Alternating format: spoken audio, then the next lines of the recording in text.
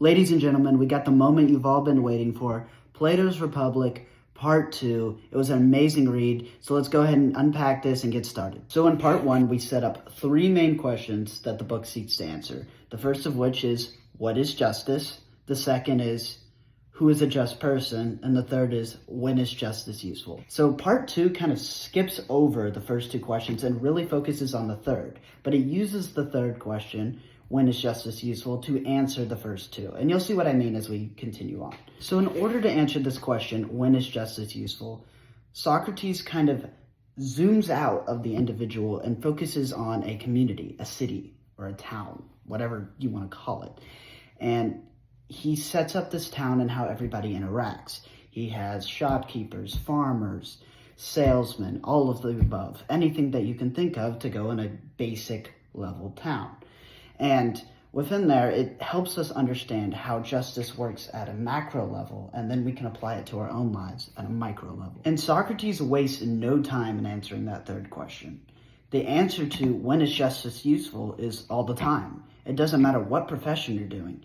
He wants us to focus on being the best we can be at what we are meant to be. He thinks we all have an aptitude or a gift that we can use to better society and interact with other people in a great way.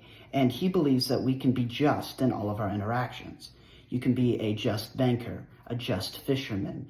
You can be an ethical farmer.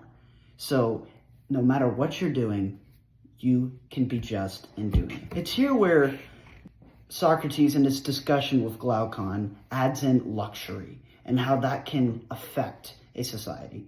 And luxury allows people to get distracted from justice and kind of look inward and be too selfish, because we all want things that are nice, and nice to haves will trump the greater good because we're selfish as human beings. It is here where Socrates, in his discussion with Glaucon, adds soldiers to the mix, because the city is luxurious. It needs to expand. It needs room for all these people in this growing city.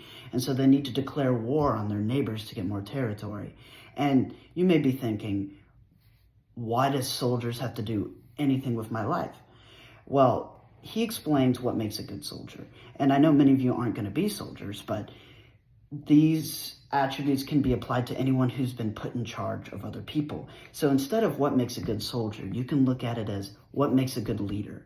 What makes a person who is put in charge of other people and is supposed to take care of other people. What makes a good leader, a good shepherd? Now Socrates lays out the main attributes of what makes a good soldier, or in our case, leader. Those attributes are as follows. Someone with the skills necessary to complete the job and complete it well, and someone with wisdom. He says someone with the ability to think like a philosopher. And Socrates uses an amazing analogy. He uses the idea of a watchdog for what a leader should be like.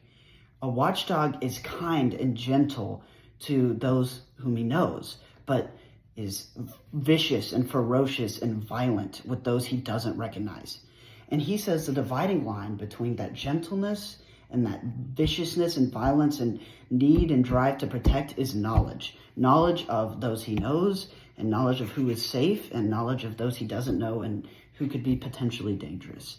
And as leaders, we should be able to be like watchdogs and be able to have the wisdom to know what choices we should make and what's going to be good for the people we're put in charge of. I think Part 2 has been one of the most interesting parts of Plato's Republic so far, in that it zooms out and allows the reader to understand these complicated concepts at a larger level, which make a lot more sense. I also think the analogy of a watchdog is really helpful in applying attributes of leadership to my own life and looking out for those I care about and having the wisdom to know what is good and what is bad and how important that is when deciding on leaders for myself and being a leader for other people. So that was Part 2 of Plato's Republic. Hopefully Part 3 will be coming out soon.